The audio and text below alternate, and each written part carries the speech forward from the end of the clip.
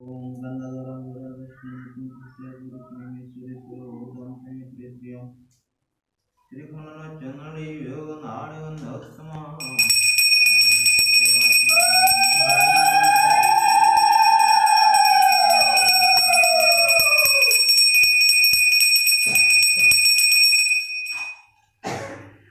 ओम गंगामुद्रं दुश्रीतं जलधारं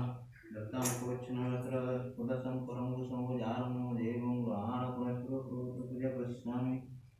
जगदगदयातवे ओम कथाचश्रेष्ठभूम आकुशयतमयनिधितामतं पुराणपुरस्पुरपुरस्वामि समर्पयामि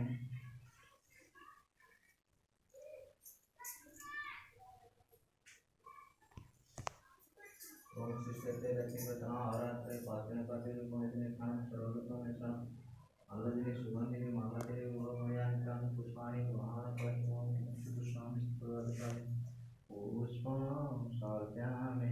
ओम पुष्पमुद्रां दुष्येतं जलधारं हस्तां पुष्पनमस्त्रमुदशं परमगुह्यं उपजामो देवं महानपरिमो स्तोत्रपूजकर्षामि जगदगत्यातवे